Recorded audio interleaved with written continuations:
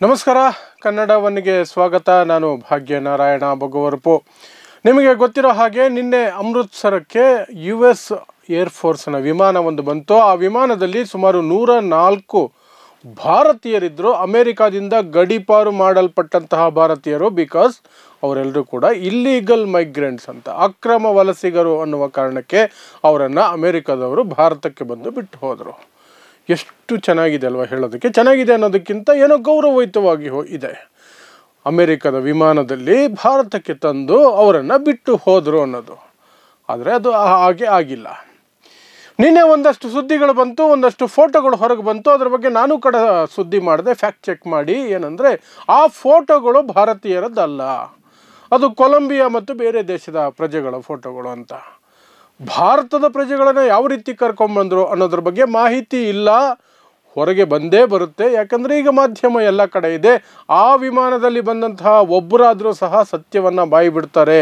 ಇವತ್ತು, ನಾಳೆ, ನಾಡಿದ್ದು, ಇನ್ನು ಕೆಲವು ದಿನಗಳ ನಂತರ ಅಂದಿದ್ದೆ. ಆದರೆ ಕೆಲವೇ ಗಂಟೆಗಳ ಅವಧಿಯಲ್ಲಿ ಅದು ಒಬ್ಬರು ಬಾಯಿ ಬಿಟ್ಟಿದ್ದಾರೆ. ಒಬ್ಬರಲ್ಲ, ಸುಮಾರು ಜನ ಬಾಯಿ ಬಿಟ್ಟಿದ್ದಾರೆ. ಅಲ್ಲಿಂದ ಡಿಪೋರ್ಟ್ ಆಗಿ ಭಾರತಕ್ಕೆ ಆ ವಿಮಾನದಲ್ಲಿ ಬಂದಂತಹ ಸೋಕಾಲ್ಡ್ ಅಕ್ರಮ ವಲಸಿಗರು ತಮ್ಮ ಬಾಯಿಂದಾನೇ ತಾವು ಹೇಗೆ ಬಂದ್ವಿ, ಯಾವ ಪರಿಸ್ಥಿತಿಯಲ್ಲಿ ಬಂದ್ವಿ, ಹೇಗೆ ಟ್ರೀಟ್ ಮಾಡಿದ್ರು ಅನ್ನೋದರ ಬಗ್ಗೆ. ಸೊ ನಿನ್ನೆ ಏನು ಫೋಟೋಗಳು ವೈರಲ್ ಆಗಿತ್ತಲ್ಲ, ಅದೇ ರೀತಿಯೇ ಭಾರತೀಯರನ್ನು ಸಹ ಅವರು ಕಳಿಸ್ಕೊಟ್ಟಿರೋದು. ಅಮಾನವೀಯವಾಗಿ ನಡ್ಕೊಂಡು, ಅವಮಾನಕರವಾಗಿ, ಪ್ರಾಣಿಗಳಿಗಿಂತ ಕಡೆಯಾಗಿ ಅವರನ್ನು ಟ್ರೀಟ್ ಮಾಡಿ ಆ ವಿಮಾನದಲ್ಲಿ ನೂಕಿ ಇಲ್ಲಿ ತಂದು ಎಸೆದಿದ್ದಾರೆ. ಫೋಟೋಗಳು ನಿನ್ನೆ ಬಂದಿದ್ದು ಬೇರೆ ಇರ್ಬೋದು, ಇವತ್ತು ಹೊಸ ಫೋಟೋಗಳು, ವಿಡಿಯೋ ಎಲ್ಲ ಹೊರಗೆ ಬರ್ತಾ ಇದೆ. ಪ್ಲಸ್ ಇವರು ಅಮೇರಿಕಾಗೆ ಅಕ್ರಮವಾಗಿ ಹೋಗೋದಕ್ಕೆ ಯಾವೆಲ್ಲ ಮಾರ್ಗಗಳನ್ನು ಬಳಸ್ಕೊಳ್ತಿದ್ದಾರೆ, ಅದರ ಏಜೆಂಟ್ಗಳು ಏನು ಮಾಡ್ತಿದ್ದಾರೆ, ಹೇಗೆ ಇವರು ಮೋಸ ಹೋಗ್ತಿದ್ದಾರೆ, ಅಥವಾ ಇವರ ಅತಿ ಆಸೆಗೆ ಹೋಗಿ ಸಿಕ್ಕಾಕೊಳ್ತಿದ್ದಾರೆ ಅನ್ನೋದ್ರ ಬಗ್ಗೆ ಸಹ ಒಂದಷ್ಟು ಅಕ್ರಮ ವಲಸಿಗರು ತಮ್ಮ ಕತೆಗಳನ್ನು, ನೋವನ್ನು, ದುಃಖವನ್ನು ತೋಡ್ಕೊಂಡಿದ್ದಾರೆ. ಹಾಗಾದರೆ ನಿನ್ನೆ ಬಂದಂತಹ 104 ಜನರ ಸ್ಥಿತಿ ಹೇಗಿತ್ತು ವಿಮಾನದಲ್ಲಿ ಅಂದರೆ, ಕೈಗಳಿಗೆ ಕೋಳ ಹಾಕಲಾಗಿತ್ತು, ಕಾಲಿಗೆ ಚೈನ್ ಕಟ್ಟಲಾಗಿತ್ತು, ಸರಪಳಿ ಹಾಕಲಾಗಿತ್ತು. ಸುಮಾರು 40 ಗಂಟೆ ಅವರು ಆ ಕಡೆ ಈ ಕಡೆ ಓಡಾಡೋ ಹಾಗಿರಲಿಲ್ಲ.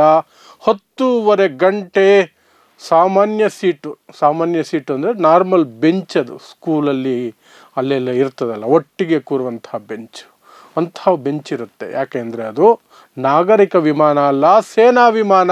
ಆ ಸೇನಾ ವಿಮಾನದಲ್ಲಿ ಆ ರೀತಿಯಾದಂತಹ ಸೌಲಭ್ಯಗಳೇ ಇರ್ತವೆ. ಕೈ ಕಾಲುಗಳನ್ನು ಕಟ್ಟಿ ಹಾಕಿದ್ದರಿಂದ ಅವರು ಶೌಚಾಲಯಗಳನ್ನು ಬಳಸೋದು ಸಹ ಬಹಳ ಕಷ್ಟ ಆಗ್ತಿತ್ತು. ಅದರ ಜೊತೆಗೆ ಅವ್ರು ಹೇಳ್ತಾರೆ, ನಮ್ಮನ್ನು ಕೈ ಕಾಲು ಕಟ್ಟಿ ಬಾಕ್ಸುಗಳನ್ನು ಎಸಿತಾರಲ್ಲ, ಹಂಗೆ ಎಸೆದ್ರು ಫ್ಲೈಟ್ಗೆ, ಹಂಗೆ ಎಸೆದ್ರು ನಮ್ಮನ್ನು ಅಂತ ನೋವನ್ನು ತೋಡ್ಕೊಳ್ತಿದ್ದಾರೆ. ಇದಿಷ್ಟು ಅಲ್ಲಿಂದ ಬಂದ ಪ್ರಯಾಣದ ಕತೆ. ಇನ್ನು ಇವರು ಅಲ್ಲಿವರೆಗೂ ಹೋಗಿದ್ದು ಹೇಗೆ, ಅದು ದೊಡ್ಡ ದುಃಖದ ಅಥವಾ ನೋವಿನ ಏನೇನೋ ಪರಿಪಾಟಲು ಪಟ್ಟಂತಹ ಕತೆಗಳು. ಅದನ್ನು ಸಹ ಹೊರಗಿಟ್ಟಿದ್ದಾರೆ. ಅದಕ್ಕಿಂತ ಮೊದಲು ಅಲ್ಲಿಂದ ಬಂದಂಥವರಲ್ಲಿ ಯಾವ ರಾಜ್ಯದ ಜನ, ಎಷ್ಟೆಷ್ಟು ಜನ ಇದ್ದಾರೆ ಅನ್ನೋದ್ರ ಬಗ್ಗೆ ಮಾಹಿತಿ ತಗೊಳ್ಳೋದಾದರೆ, ನಾವು ಹರಿಯಾಣದಿಂದ 33 ಜನ, ಗುಜರಾತಿನ 33 ಜನ, ಪಂಜಾಬಿನ 30 ಜನ, ಮಹಾರಾಷ್ಟ್ರದ 3, ಉತ್ತರ ಪ್ರದೇಶದಿಂದ ಸಹ 3, ಚಂಡೀಗಢದ 2, ಟೋಟಲ್ 104 ಮಂದಿ. ಅದರಲ್ಲಿ 19 ಜನ ಮಹಿಳೆಯರು. ಅದಕ್ಕಿಂತ ನೋವಿನ ಸಂಗತಿ ಏನು ಗೊತ್ತಾ, 13 ಜನ ಅಪ್ರಾಪ್ತ ವಯಸ್ಕ ಮಕ್ಕಳು 13 ಜನ. 4 ವರ್ಷದ ಒಂದು ಹುಡುಗ ಅದರಲ್ಲಿದ್ದಾನೆ, 5 ವರ್ಷದ ಹುಡುಗಿ, 7 ವರ್ಷದ ಹುಡುಗಿ, ಹೆಣ್ಮಗಳು, ಅಪ್ರಾಪ್ತ ಮಕ್ಕಳು. ವಯಸ್ಕರು ಸಹ ಅಲ್ಲ ಅವರು ಪಾಪ. ಅಂಥವರನ್ನು ಸಹ ಅಮೇರಿಕಾಗೆ ಸೇರಿಸ್ಕೋಬೇಕು, ಅಲ್ಲಿ ಹೋಗಿ ಸಿಟಿಸನ್ಶಿಪ್ ಪಡ್ಕೊಳ್ಬೇಕು, ಏನೆಲ್ಲ ಕನಸುಗಳನ್ನು ಕಟ್ಕೊಂಡು ಹೋಗ್ತಾರೆ ಇಲ್ಲಿಂದ. ಅಂದರೆ ಅಲ್ಲಿ ಹೋಗಿ ಅಲ್ಲಿನ ನಾಗರಿಕರಾಗಬೇಕು, ಭಾರತದ ಸಹವಾಸ ಸಾಕು ಅಂತ. ಯಾಕೆ ಸಾಕು ಅಂದರೆ ಇಲ್ಲಿನ ಪರಿಸ್ಥಿತಿ. ದಿನ ಬೆಳಗಾದರೆ ನಮ್ಮ ರಾಜಕಾರಣಿಗಳಲ್ಲಿ, ಅದರಲ್ಲೂ ಆಡಳಿತ ಪಕ್ಷ BJPಗೆ ಹಿಂದೂ ಮುಸ್ಲಿಂ ಆಟ ಆಡೋದ್ರಲ್ಲೇ ಬಿಸಿ.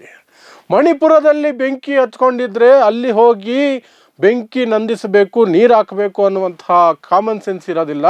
ಇಲ್ಲಿ ನದಿಯಲ್ಲಿ ಮುಳುಗೋದನ್ನ, ಅದು ಚುನಾವಣೆ ದಿನ, ಮತದಾನದ ದಿನ ನದಿಯಲ್ಲಿ ಇಲ್ಲಿ ಮುಳುಗೋದು, ಬೆಂಕಿ ಅಲ್ಲಿ ಬಿದ್ದರೆ ನೀರು ಇವರು ಹಾಕ್ಕೊಳ್ಳೋದು. ಇಂತಹ ಆಡಳಿತದಲ್ಲಿ ಇದ್ದರೆ ಏನು ಸಿಗುತ್ತೆ? ಏನೂ ಸಿಗಲ್ಲ.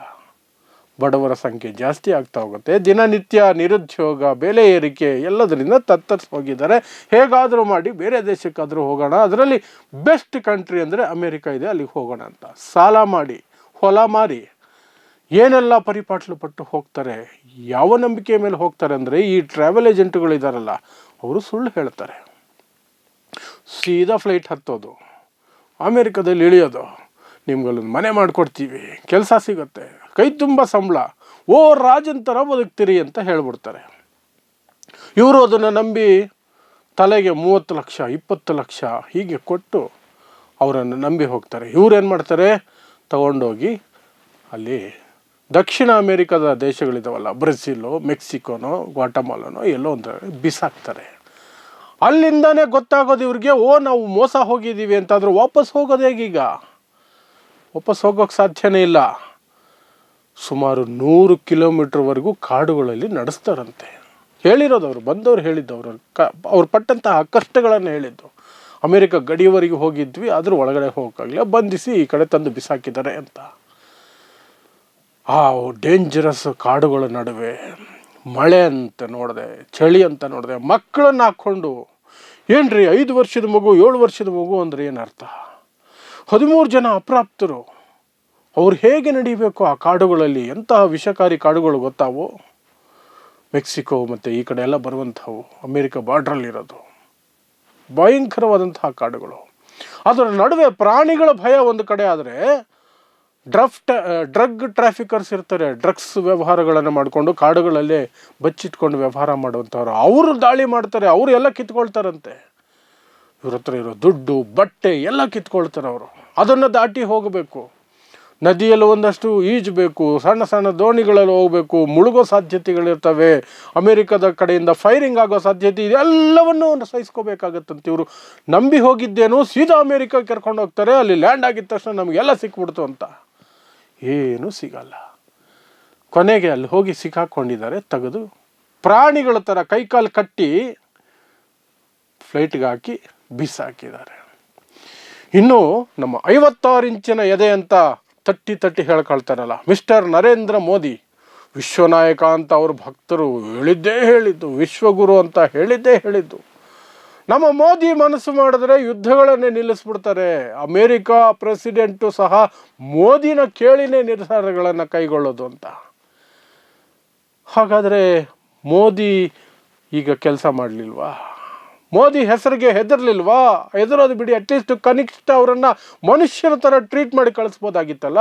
ಮೈ ಫ್ರೆಂಡ್ ಡೊನಾಲ್ಡ್ ಟ್ರಂಪ್ ಅಂತ ಮೋದಿ ಬಾಯಿ ಬಡ್ಕೊಳ್ತಾರಲ್ಲ ಯಾವಾಗಲೂ. ಏನಾಯ್ತು ಅದು ಡೊನಾಲ್ಡ್ ಟ್ರಂಪ್?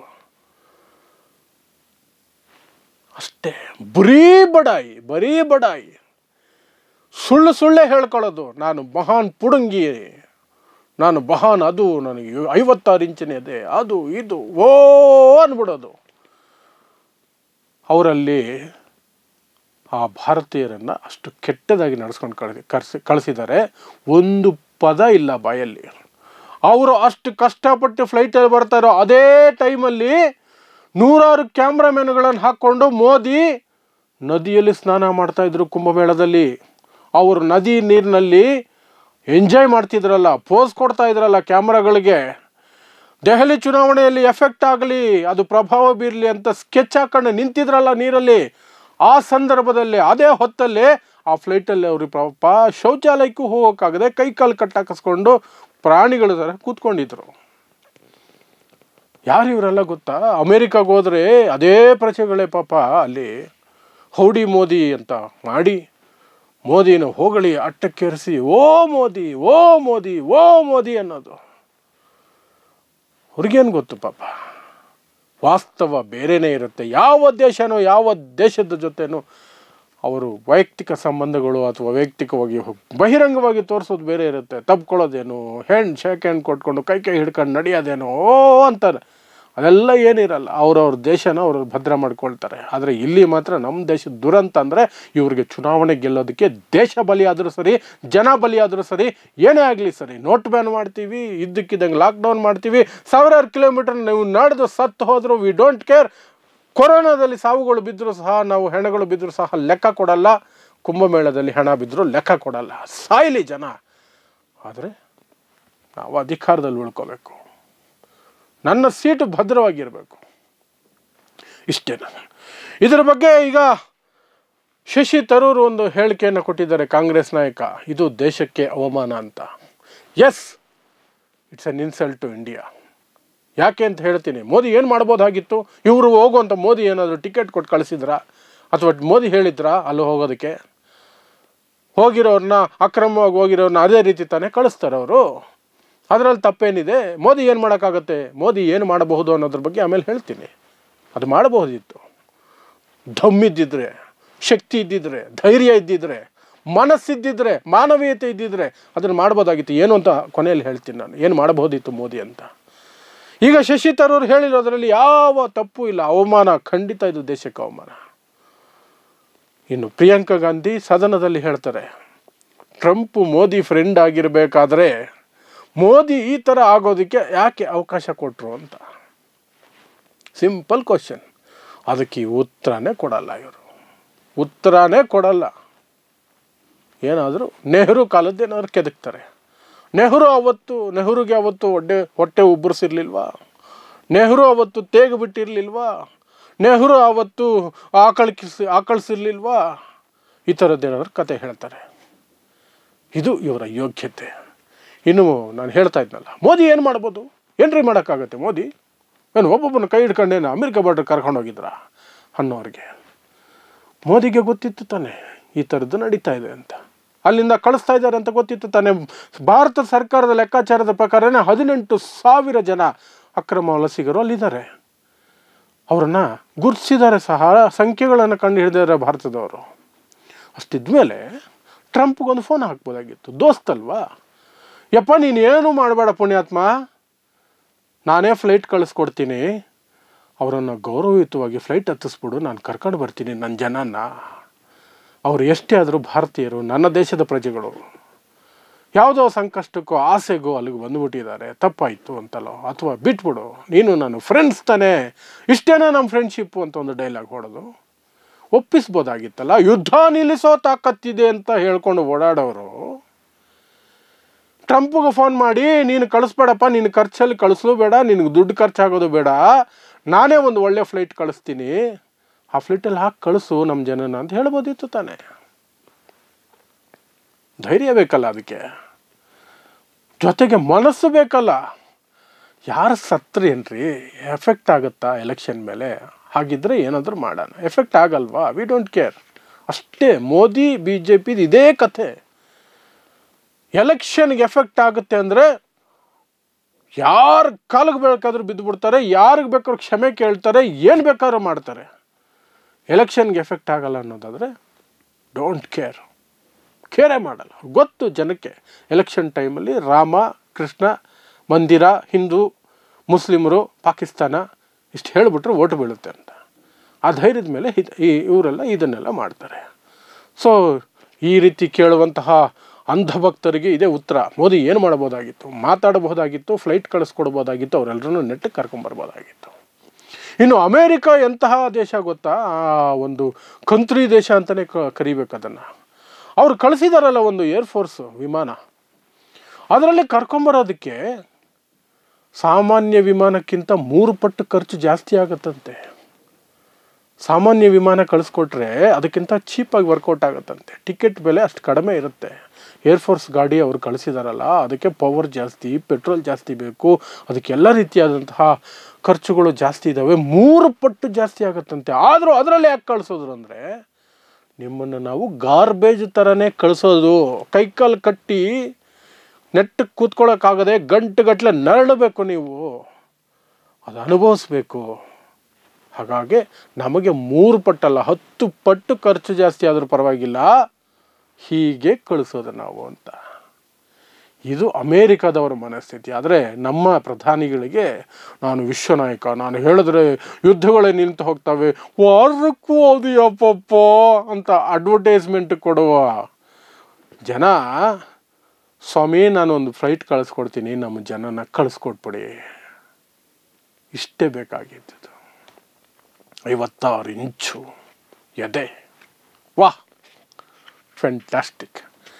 ಇನ್ನೊಂದು ಸುದ್ದಿ ಹೇಳ ನಿಮಗೆ. ಇದೇ ರೀತಿ ಇದೇ ಏರ್ಫೋರ್ಸ್ ವಿಮಾನದಲ್ಲಿ ಜನರನ್ನು ತುಂಬಿಬಿಟ್ಟು ಮೆಕ್ಸಿಕೋ ಕಳಿಸೋಕೆ ಹೊರಟಿದ್ರು ಅಮೇರಿಕಾದವರು. ಮೆಕ್ಸಿಕೋ ಏನು ಮಾಡ್ತು ಗೊತ್ತಾ? ಅಲ್ಲಿ ಮಹಿಳೆ ರಾಷ್ಟ್ರಪತಿ, ಆಕೆ ಏನು ಮಾಡಿದ್ರು ಗೊತ್ತಾ? ಧೈರ್ಯವಂತೆ. ನಿನ್ನಿಷ್ಟಕ್ಕೆ ನೀನು ಕಳಿಸ್ಬಿಟ್ರೆ ಇಲ್ಲಿ ಲ್ಯಾಂಡ್ ಆಗೋಕ್ಕೆ ನಾನು ಪರ್ಮಿಷನ್ ಕೊಟ್ಟಿಲ್ಲ ಕಣಯ್ಯ, ವೆಯ್ಟ್ ಮಾಡು. ಅವರು ನಮ್ಮ ದೇಶದ ಪ್ರಜೆಗಳೇ ಅಂತ ಫಸ್ಟು ನಾನು ಕನ್ಫರ್ಮ್ ಮಾಡ್ಕೊಳ್ತೀನಿ, ಆಮೇಲೆ ಹೆಂಗೆ ಕರ್ಕೊಂಬರ್ಬೇಕು ಅನ್ನೋದ್ರ ಬಗ್ಗೆ ಯೋಚನೆ ಮಾಡ್ತೀನಿ. ನೀನೇನು ನಿನ್ನ ಫ್ಲೈಟಲ್ಲಿ ತುಂಬಿ ಕಳಿಸೋದು ಇಲ್ಲಿಗೆ.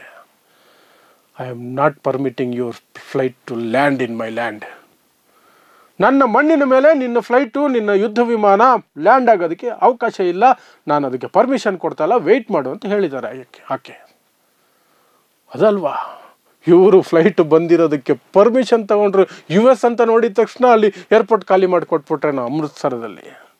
ಬನ್ನಿ ದೊಡ್ಡಪ್ಪ ಬನ್ನಿ ಅಂತ. ಎಂತಹ ಪರಿಸ್ಥಿತಿ ಬಂತು ಈ ದೇಶಕ್ಕೆ. ನಾಚಿಕೆಗೇಡು, ನಿಜವಾಗ್ಲೂ ನಾಚಿಕೆಗೇಡು. ನೋಡ್ತಾ ಇರಿ ಸಮಾಜಕ್ಕಾಗಿ ಕನ್ನಡ 1 ನ್ಯೂಸ್. ನಮಸ್ಕಾರ.